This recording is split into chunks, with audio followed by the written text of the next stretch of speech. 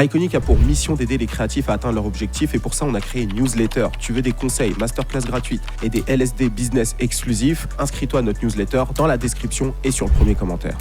Tous les héros ne portent pas de cape, mais celui-ci porte un bonnet. Je vais absolument la placer celle-ci. Bon, comme tu as pu voir sur le titre, aujourd'hui on va parler de Yeat. Alors Yeat, c'est un rappeur vraiment intéressant. C'est le dernier des Mohicans. Le dernier rappeur SoundCloud à vraiment avoir pété comme il a pété. Ça va péter!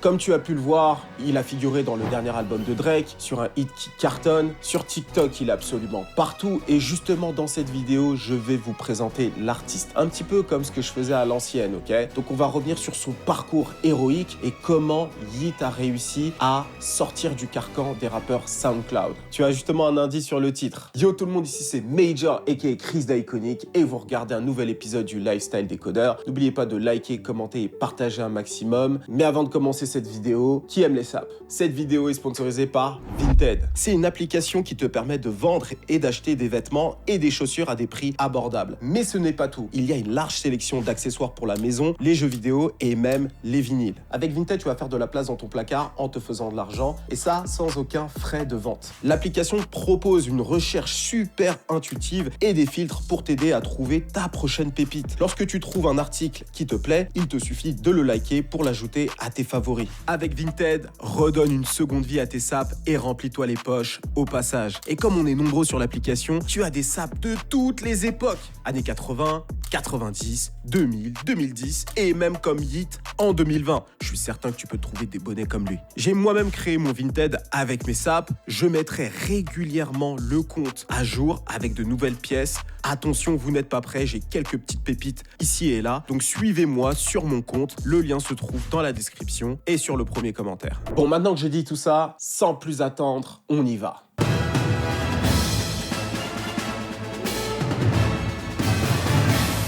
Entre 2017 et 2018, le monde du rap se voit pris d'assaut par un nouveau mouvement venu des bas-fonds d'Internet. Elle est incarnée par des jeunes rappeurs aux locks colorés et aux face tattoos. Je parle bien sûr ici du rap SoundCloud. Le pouvoir de ces rappeurs se caractérise par plusieurs choses. Parmi elles, leurs références sont des icônes des années 2010. Je pense notamment à Young Thug, Gucci Mane ou encore Future. Et leur production musicale peut être très éclectique. Ça peut mélanger un petit peu de rock, de musique alternative. Ils ont beaucoup moins de barrières que la génération précédente. Bien qu'ils soient très puissants, ils tirent leur force de leur faiblesse en racontant en chansons leurs déboires amoureux, leur dépression ou encore leur addiction aux drogues de prescription. Substances qui à la fois décuplent leur super pouvoir, mais qui les détruit tout autant de l'intérieur. Je parle bien sûr du Xanax ou encore de la Lean. Parmi les héros qui ont incarné cette génération, il y a XXXTentacion, Lil Peep et bien sûr Juice WRLD. Des artistes qui redonneront espoir à toute une génération de jeunes en incarnant le nouveau visage du rap. These are the people of the youth, yes. Of the youth, because they are the ones that can be molded. I have to be very careful with my message. All I want is for people to be able to be themselves, to be free-minded, to ideally understand themselves more, and to unlock that piece of their mind that gives them clarity, that gives them ground. You understand? Malheureusement, ce rêve ne sera que de courte durée. Entre 2017 et 2019, tous les héros de cette nouvelle génération vont mourir. Lil Peep en novembre 2017, X en juin 2018, enfin Juice WRLD en décembre 2019. Au vu de la fin tragique des leaders de ce mouvement, on aurait pu croire que c'était la fin du rap SoundCloud. Mais ça, c'est sans compter Yeat. Yeat est littéralement la relève du rap SoundCloud 2.0. Son dernier album Afterlife est en train d'atteindre des sommets. Et donc laisse-moi te raconter comment les choses ont commencé pour Yeat.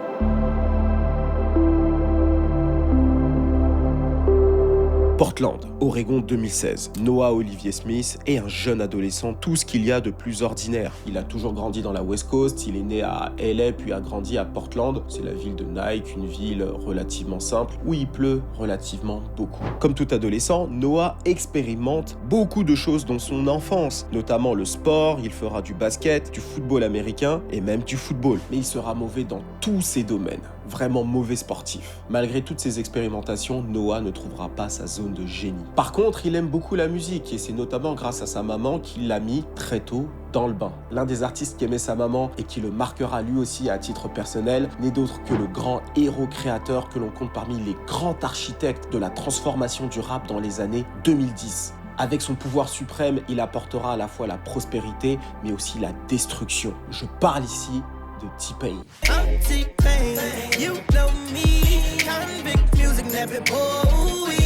La maîtrise de ce nouveau pouvoir qu'est l'autotune lui permet d'ouvrir de nouvelles perspectives au hip-hop en ajoutant de la musicalité pour tous, mais cela tue également les refrains R&B. Tu sais par exemple « Always on time » ou encore « I'm so into you ». Bref, Noah adhère à la fois à T-Pain, mais aussi donc aux artistes des années 2010. Donc les Young Thug, Future et consorts. Grand fan, mais il était encore loin de se douter de ses super pouvoirs. Mais un jour ordinaire de 2016, un ami de Noah l'invite chez lui pour découvrir son home studio. Très intéressé, Noah accepte et veut absolument aller découvrir ce studio d'enregistrement que son ami a monté lui-même. Et il se trouve que ce dernier est un rappeur et il propose à Noah de s'essayer un petit peu à l'enregistrement. Et c'est à ce moment précis que la vie de Noah va changer à tout jamais. Went to my school, he had like a little studio type shit. In his crib. Yeah, and I just like fucked around, made a song. Shit was trash. My early shit was trash. I was just like, Oh, okay. feel me, I was just a kid trying it. Mais lorsqu'il arrive devant le micro, il découvre des pouvoirs qui étaient encore jusque-là insoupçonnés. Il fait ses premiers morceaux, mais il maîtrise pas encore bien son pouvoir et c'est tout pourri. Mais j'ai une question à te poser. Est-ce que Spider-Man, Hulk ou encore Doctor Strange ont maîtrisé leur pouvoir du premier coup? Non. Donc voilà, il avait besoin de temps avant de commencer à maîtriser son pouvoir dans la musique. Et c'est à partir de cet instant précis que Noah devient Lil Yeat. Ce n'est pas lui qui a trouvé ce blaze, c'est le blaze qui l'a trouvé. Et ça, c'était lors d'un rituel Rastafari. How the fuck did you come up with this name, Yeet? I'm not gonna lie, it was kind of just like some high shit. Bon, ok, t'es juste défoncé. À partir de là, Yeat s'est donné une mission, devenir le leader du rap SoundCloud 2.0. Et donc lorsqu'il finit le lycée, il s'en va pour New York, terre riche en opportunités, en particulier pour les artistes ambitieux. Il poste sa musique sur les réseaux sociaux, dont SoundCloud et YouTube, et c'est ainsi qu'il attire l'attention de la structure Streamcut, un label d'Atlanta, ainsi que Danny Wolf, un grand mage du rap SoundCloud qui a travaillé avec les plus grands tels que Lil Pump, Juice WRLD ou encore Lil Uzi Vert. J'ai vu quelque part qu'il aurait produit 371 morceaux avec Juice WRLD. C'est une dinguerie. Yeat explique que sans le soutien de Danny Wolf et de Streamcut, il aurait été impossible pour lui de réussir à avoir autant d'exposition. Et d'après certains dires sur le net, c'est des bruits qui courent bien sûr, Danny Wolf l'aurait même fait signer alors qu'il n'avait même pas 1000 followers sur Instagram. En 2018, il sort son premier EP, Deep Blue Strip, et comme tu peux le voir sur la pochette, il a retiré le Lil de son blaze, sûrement pour ne pas se noyer dans la masse de Lil de cette année-là. Influencé par les titans originels que sont Tugga Tugga ou encore T-Pain, Yeat développe des techniques musicales à base d'autotune qui correspondent parfaitement à sa génération. Et ça marche. Et backé par sa nouvelle équipe, le rappeur bénéficie d'une exposition dans les médias spécialisés, notamment Elevator, qui avait justement posté le morceau Brink, qui avait déjà beaucoup de succès à l'époque. Tu peux lire en 2018 dans les commentaires, vous pouvez pas comprendre que musicalement, ce gamin a inventé de nouvelles mélodies. Ce truc est complètement dingue. Le flow et l'instru sont lourdes. Ou encore, tout le monde dort sur Yeat, mais il est tellement chaud. Bref, c'est ce genre de choses que tu pouvais trouver. De projet en projet, Yeat s'affirme petit à petit en créant son propre univers et en s'entourant d'artistes de son univers avec qui il bosse, notamment Can, avec qui il collabore souvent. En fait, il faut savoir qu'il y a un SoundCloud 2.0 avec plusieurs artistes type September Reach, Young K.O., Summers et compagnie. Et Yeat est proche de Can et c'est justement en collaborant avec ces artistes-là et en étant identifié dans cette nouvelle mouvance-là qu'il va bénéficier aussi d'une certaine visibilité. En travaillant avec Can, le public de Can va découvrir Yeat et vice-versa. Et tous ces nouveaux artistes-là, directement ou indirectement, vont tous s'entraider par un jeu d'algorithmes qui va permettre en fait de découvrir Yeat et les autres artistes. En 2019, Yeat passe à la vitesse supérieure. Il sort 3 mixtapes la même année. Wake Up Call, Different Creature et I'm So Me. Sa productivité est due au fait qu'il est en mesure de maîtriser toute la chaîne de production, de l'enregistrement au mixage et mastering. I don't have an engineer, nothing. I do everything myself, like everything. Non seulement le rappeur est productif, mais en plus de ça, il gagne de plus en plus de fans. Et parmi les fans, il y a aussi des artistes reconnus. Il y a notamment Lil Yachty, l'un des précurseurs du mumble rap nouvelle génération et d'ailleurs l'un des premiers à l'avoir contacté pour lui dire qu'il valide à fond sa musique. Et l'année suivante, il sort 2 EP, We Us et Hold On EP. Mais 3 ans étaient passés depuis l'apogée du rap SoundCloud. Et le moins qu'on puisse dire, c'est qu'il avait perdu de sa superbe. Lil Pump avait déjà sorti Harvard Dropout et depuis, il n'a jamais réussi à réatteindre ce niveau de succès. La trinité SoundCloud était déjà décédée, sans parler des autres artistes de ce mouvement qui peinaient à maintenir leur carrière en vie. Ce mouvement était sur le point de mourir, mais ça, encore une fois, c'est sans compter Yeat, qui frappera très fort l'année suivante.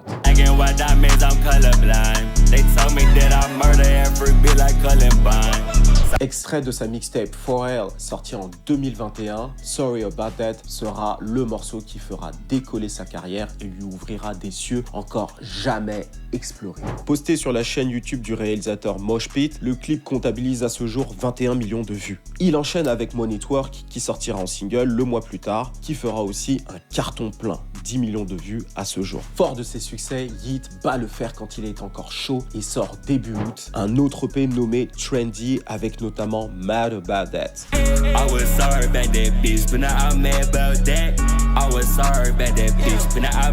Le rappeur est giga productif et il dit lui-même Like stop making music right now and still have like enough for like months. Like. Alors qu'il est encore en train de surfer sur le succès de ses derniers hits, Yeat appuie sur l'accélérateur et bombarde sur l'autoroute du succès. Fin août, Yeat dévoile le morceau Get Busy qui le fait exploser.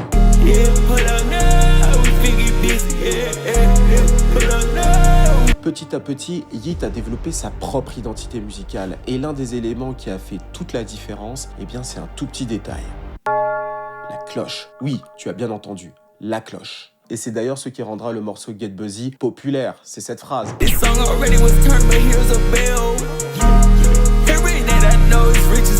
La cloche est présente dans plusieurs morceaux de Yeat qui ont vraiment cartonné, notamment Mad About That ou encore Money Twerk. Cet élément qui est a priori un détail fera toute la différence et résonnera auprès de la nouvelle génération. Et ça, c'est sans jeu de mots. La fameuse cloche aidera à rendre le morceau populaire et il y a une plateforme en particulier où Get Busy va exploser. C'est TikTok. En effet, TikTok sera la plateforme qui aidera Yeat à passer du rappeur underground à un rappeur populaire écouté par un large public. Et c'est notamment grâce aux edits et aux challenges qui vont avoir lieu sur cette plateforme.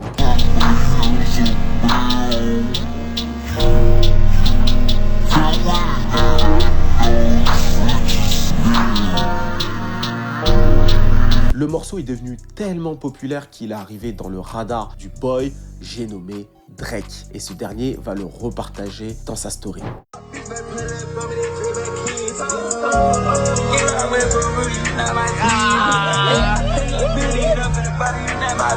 Et justement, les succès de ces singles-là sur la plateforme chinoise le fera passer de rappeur SoundCloud 2.0 à rappeur TikTok en réalité. Oui, mais en réalité, ce n'est pas si choquant parce que si tu regardes bien, l'audience qui était sur SoundCloud et qui consommait les morceaux là-bas est la même audience qui ensuite a switché sur TikTok. En fait, l'attention est passée d'un endroit à l'autre, mais la génération est plus ou moins la même. Donc ça explique en grande partie pourquoi ces morceaux ont beaucoup de popularité là-bas. Et au vu du succès qu'il a sur la plateforme, Yeat développe des techniques qui lui assurent le succès. Il sort un snippet, ce snippet est récupéré par TikTok et il y a plusieurs edits qui sont faits dessus. Et quelques temps plus tard, il sort le morceau complet. Parfois, cette technique devient un petit peu incontrôlable et les gens récupèrent même des morceaux leakés pour en faire directement des edits et les poster sur TikTok. Je prends par exemple Dub, ça a été le cas.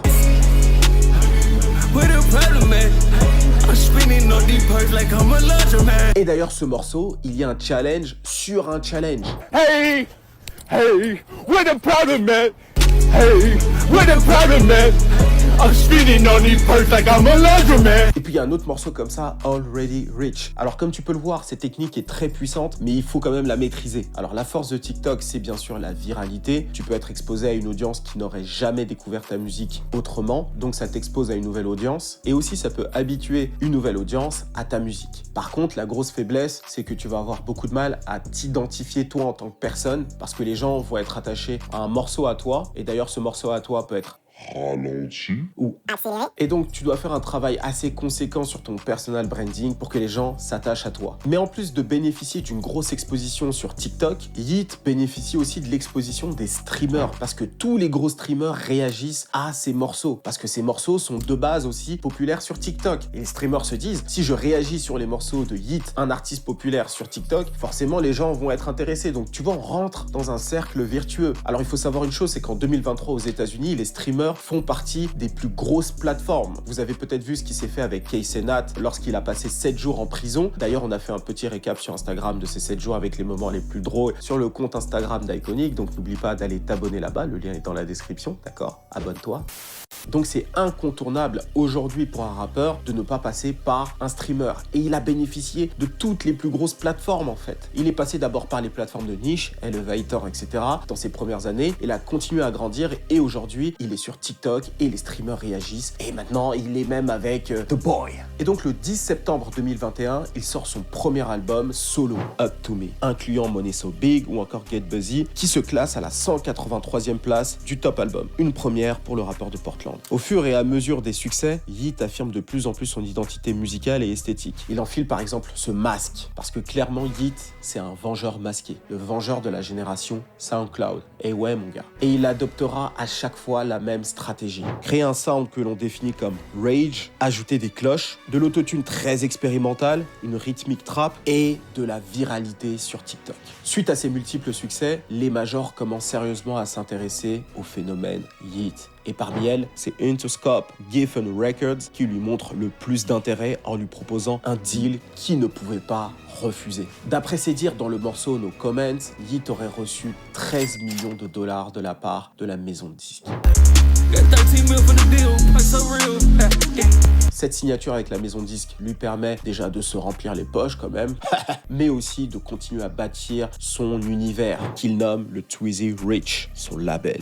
What is Twizzy? What does it mean to you? It's that good Twizzy shake, man. Yeah. It's that right there. You feel me? That good Twizzy handshake. It's just another word for like twin. Okay. Tout comme l'Institut Xavier a pu le faire avant lui, Yeat bâtit son quartier général où il héberge ses producteurs et l'ensemble de son équipe. Il faut aussi savoir une chose, Interscope était aussi la maison de Juice WRLD. Et justement, ils ont la maîtrise de ce genre d'individu avec ce type de pouvoir. Et le fait d'avoir travaillé avec Juice WRLD, ils savent exactement comment le développer. Ils avaient les informations nécessaires pour taper dans le mille. En 2022, il sort son second album, Too Alive, en référence à son projet sorti l'année précédente, Alive. Et le moins que l'on puisse dire, c'est que le rappeur n'est plus ce petit artiste confidentiel qui collabore avec des artistes underground. Sur ce second opus, il collabore avec Young Thug ou encore Gunna.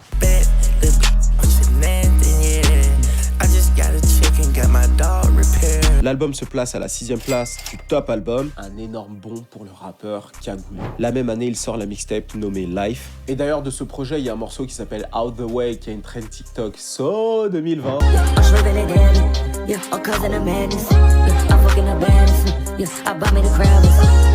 Et en février de cette année, il sort son 3e album, Afterlife. Et la même recette s'applique sur les morceaux de cet album. Une trend TikTok va se greffer à lui et booster ses stats.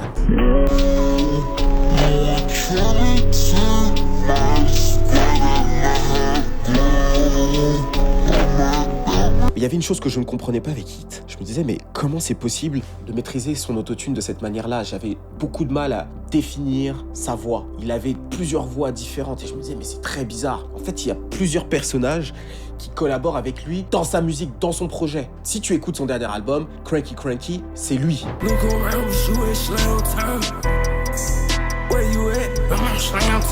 Le Geeky, c'est lui, cette voix bizarre dans Now, là.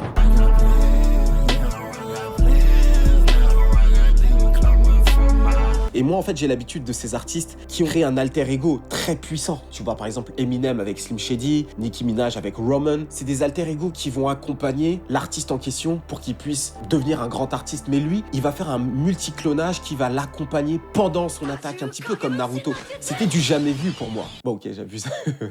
Je suis en train de m'éclater, là. Je suis dans un animé, gros. Mais j'ai jamais vu ça. C'est incroyable.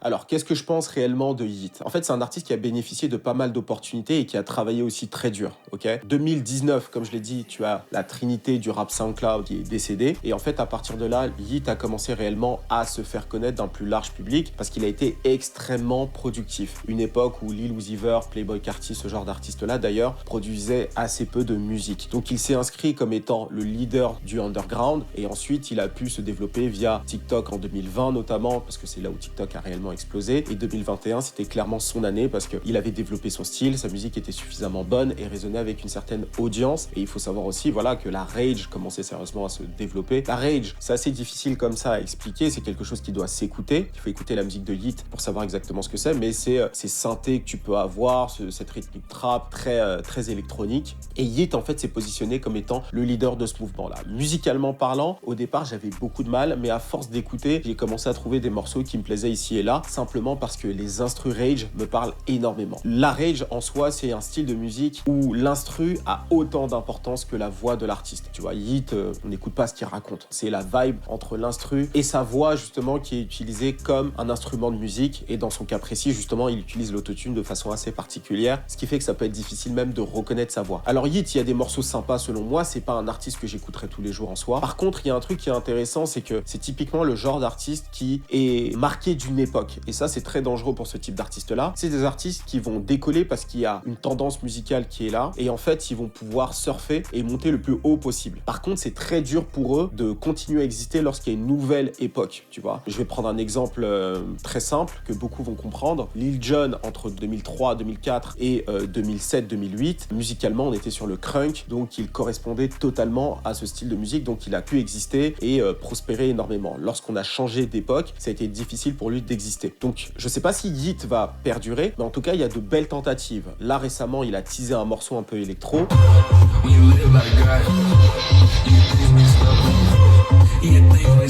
S'il réussit à aller dans ce créneau-là, qui sait? Si ça se trouve, c'est un artiste qui durera plus longtemps que prévu. Donc voilà pour ce qui est de Yeat. Je t'ai présenté un petit peu qui il était, comment il a connu son succès via TikTok notamment. N'hésite pas à me dire toi dans les commentaires ce que tu penses de l'artiste. En ce qui me concerne, je me suis fait ma petite playlist. Je vais peut-être d'ailleurs te la mettre en description histoire que tu puisses découvrir. Et si tu as apprécié cette vidéo, n'oublie pas de liker, commenter et de partager un maximum. Et avant de finir cette vidéo, n'oubliez pas Vinted. Moi-même, j'ai créé mon compte, j'ai mis quelques pièces sur Vinted, donc n'hésitez pas à m'envoyer des messages là-bas, vous inscrire, etc. Le lien est dans la description et sur le premier commentaire. Merci à toi de me suivre. C'était Chris aka Major pour te servir. Cheers!